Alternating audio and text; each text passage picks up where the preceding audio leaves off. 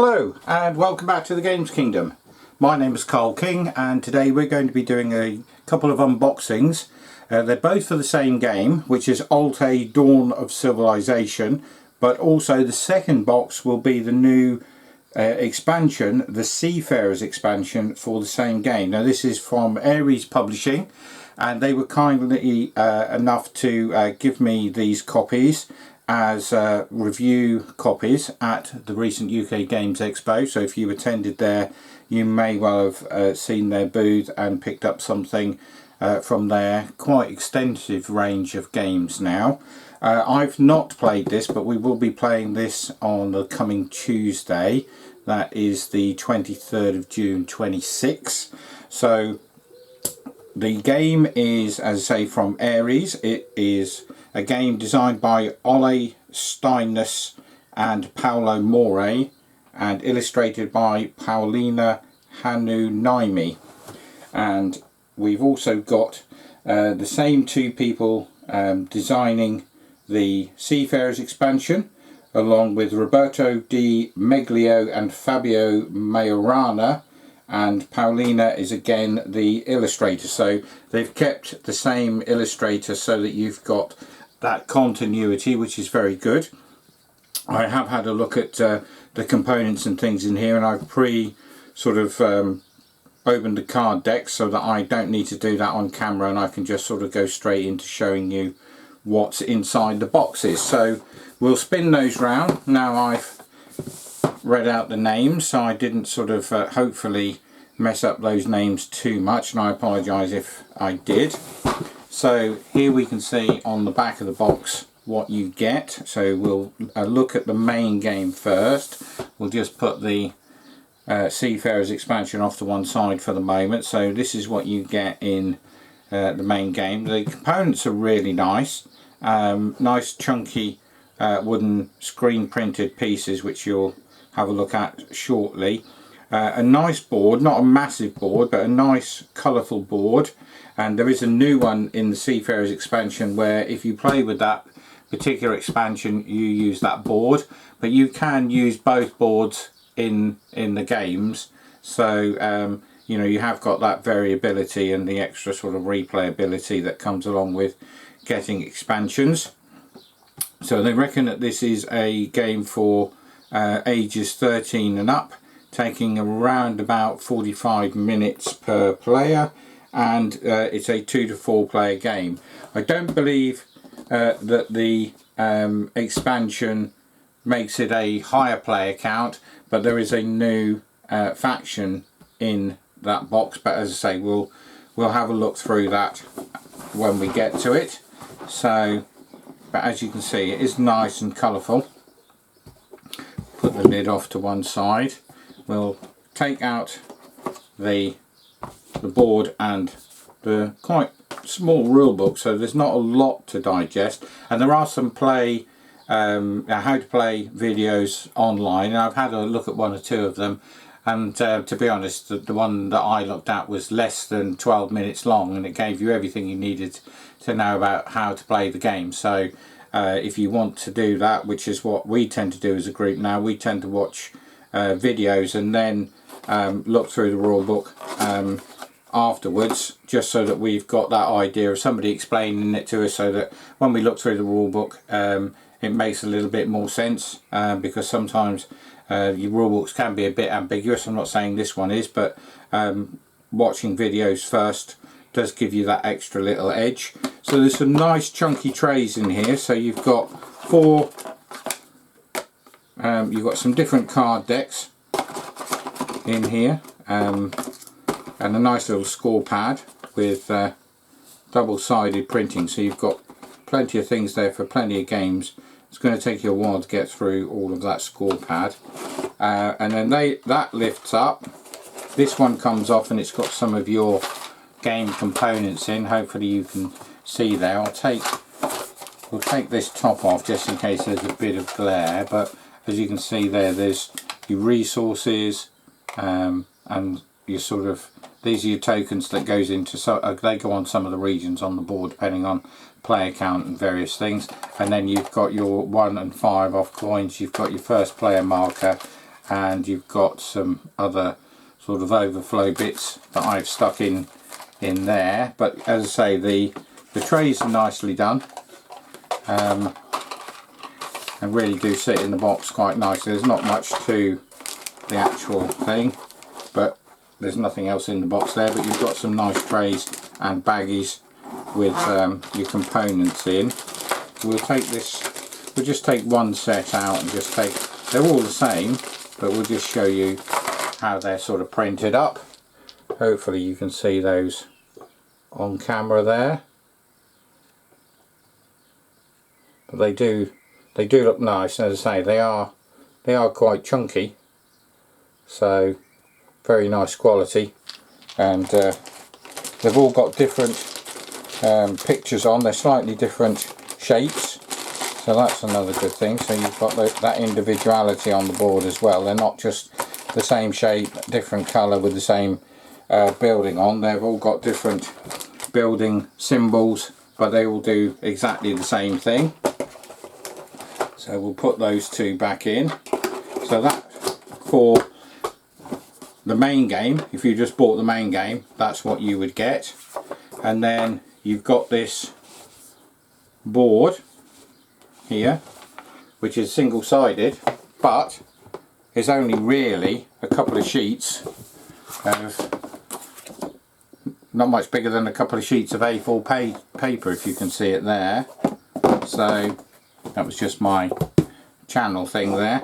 But yes, so you've got just the one side printing, but there are different setups depending on your player count. It tells you where to put certain things and where which regions players should start in. So although they're not defined by lines, the regions are defined by the colours that you can see. The only thing for me, I'm a bit colourblind on certain things, so some of these might be a bit tricky for me, but I think once I start to play, and you've got sort of friends playing there, because it's not a solo game, so I wouldn't have that issue as I might do with some games that I've played solo. With this, your gaming friends would tell you if you're putting things in the wrong place or in the wrong region at the start and during the game. But obviously, yeah, it's quite a small board, but to be honest, from what I've seen on the videos and read in the rulebook, the game board didn't need to be massive. Sometimes you've got overly big game boards, and sometimes they are needed, and sometimes I think it's a bit of an overkill. There's a lot of empty space around the outside. There's loads and loads of things like your score tracks and things. Not every board needs a score track, because you're adding points up at the end of the game. Sometimes if you're marking things along on a game as you're going round, then yes, a score track can be good. I've seen some games where there's separate score tracks. They also work well, but this particular game doesn't need one, and the game board is the size it is, and seems to be quite adequate from what I've seen, as I say, on the videos that I watched. So we'll quickly just put that lid back on just for the minute, just so we can use that as almost like a base. So we'll skim through the rule book. So as you can see, you've got your obligatory sort of components things here that you can obviously check and make sure that you've got everything within the box. And then we start getting into the setup of the playing area. You get to put out a certain amount of cards from each deck, bronze, silver and gold. You sort out all of your tokens. You don't get any small resource trays, but you could leave them in that tray that I showed you earlier if you wanted, but it was probably going to be easier to take them out and put them into little bit component trays, of which I've got some that I use on my board games where resources are part of the requirement to play. And then you've got the game board explanation here with recommended setups depending on, as I say, the player counts. And then you've got abbreviations, and then on page 9 you've got the gameplay and the explanation of the game turn, produce resources, matching cards and territories, acquire new action cards, build, settlements, combat. Basically combat is done on who's got the highest strength in a region. That works out quite easily and quite quickly, and then if you win that combat, you take one of those buildings that I showed you earlier. You would take that and keep that, and they score you victory points as well at the end of the game, so they don't go back to the player that's placed them, but you have to get resources to put those buildings out in the first place. So losing them can be quite costly, because getting those resources you're trying to build up by using cards from your own particular deck to produce those resources, and then you produce resources depending on buildings that you've got in those coloured regions that I showed you on the board. So as I say, it's a fairly simple game from what I can see from the video and reading the book, but that doesn't mean that it's no less strategic or enjoyable. Some of the most enjoyable games we've played have been games where we've got them out of the box, read the rules and thought, but this is very simple, we just do this, this and this. But when you get into it, the strategy in the game of what you do, when you play those actions, when you place those buildings, where you place those buildings on the map, because you have to have those buildings next to a region that you've already got a building in. So again, deciding where you're going, in which direction, when you're building your second, third, fourth building onwards, will determine what those buildings will produce at certain stages when you're playing your cards later in the game. So choosing one region or another might mean that you're getting more buildings out on the board quicker, but also that you might be moving closer to your opponents, which means that they could then go in and steal that territory and take your building and keep it for end of game scoring. So lots of things that you've got to sort of negotiate and sort of decide on. But as I say, not a very big rule book, and the rules explanation video, as I say, was about 11-12 minutes long, so not a detailed game, but one that looks like the more you play it, the more involved in things and the better you're going to get at it, playing that strategy, depending on where you start, because in a certain player count you'll get to put your first building out anywhere on the board in a green area, I believe. But on a set player count of 2 or 3, it tells you or recommends that you start here, here and here. So that obviously will mean that you're further away from your opponents and give you that time to build up your areas, to gain more buildings, to gain more points before you start getting into those sort of regional combats. So that's the main game of ALTAY, which, as I say, we'll be playing next week. And this is the new ALTAY Dawn of Civilization Seafarers expansion. So as you can see, it gives you some new cards. It's going to give you a new board and a new faction. So we've got the water folk. So that's going to be your new faction. So we'll open this and we'll do something very similar. So you get some extra cards for each of your decks that I showed you earlier, those gold, silver and bronze. And what we'll do, we didn't do that in the main game, but we'll show you the sort of the style of the artwork, and I really like this. It's very similar to another company's artwork that I really do like, and that is Garfield Games. If you've got any of their North Sea or their West Kingdom stuff, or their new games that they're bringing out, then this artwork is very similar and reminds me a lot of that. It's not so much sort of cartoon or animated, but it's sort of like somewhere in between. But I really do like this style of artwork on cards for these types of games. And then these cards are where you put your resources, and once you've got those resources, that will be able to you'll be able to put a building out in one of the regions on the board. So there's some extra cards. We've got that new faction, so obviously a different colour to the 4 original colours, and a new sort of building there. So hopefully you can see that. That's again nice chunky piece of wood, so you can see there it's as thick as my finger there, so that's very nice. You know, they haven't skimped on the meeples, as it were, the building meeples. And then what we've got here is a few more bits and pieces. So we've got some ships, because obviously it's a Seafarers expansion. We've got 4 little dolphins. Haven't read the rules for this one, so I'm not sure what they do and how they affect the game. Then we've got some people here that are maybe sailors. So again, a few little bits and pieces and a spare thing here. And then we've got this new board, which is of the same style as the previous one, but as you can see here, I'm not sure if that's the right way up. I think it might be. I think so, for you guys to watch or look at.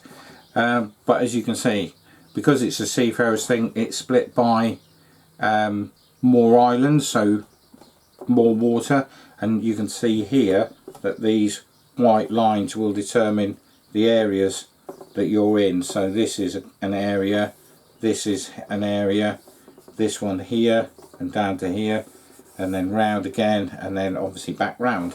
So yeah, a bit more variability, as I say, from there, with your places where your ships will go. And then you've got some lighthouses here as well.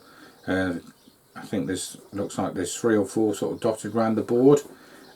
So again, I've not read the rules for this particular expansion, because I'm not sure if we're going to play just the base game or the base game and expansion on Tuesday.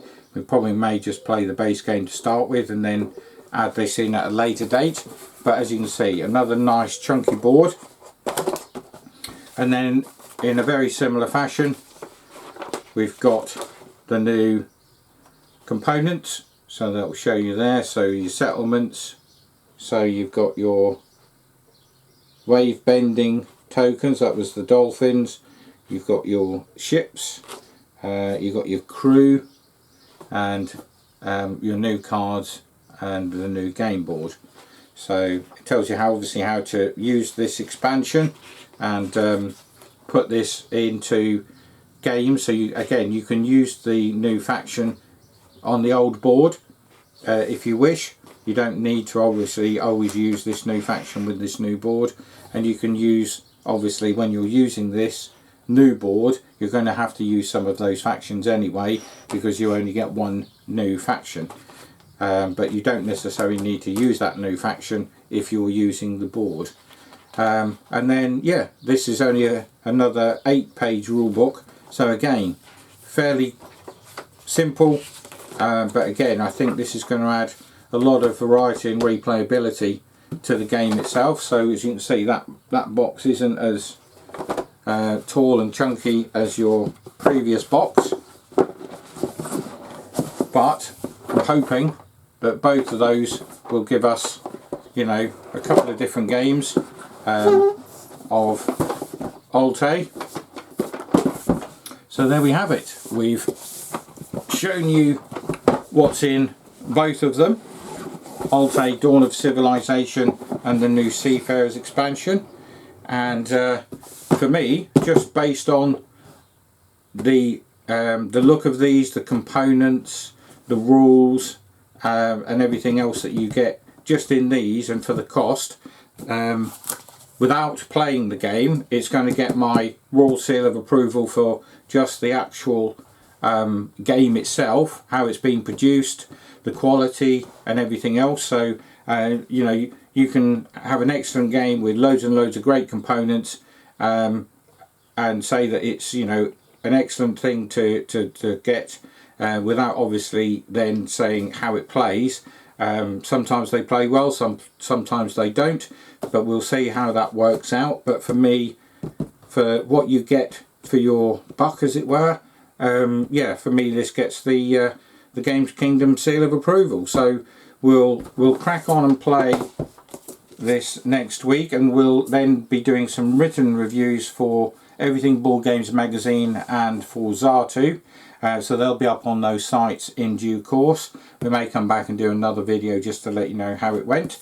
But if you like this video and you're not already a subscriber, then please consider subscribing to the channel. Whether you are a subscriber or not currently, please give the video a click and a like. Leave any comments below the video if you've got any questions or any comments about the video or anything like that, anything else you'd like to see or know about the game. But as I say, I'll be coming back shortly within the next week or two, hopefully with a written review on those new games and hopefully the expansion if we get to play that as well. And then until we do another one of these, it's bye for now.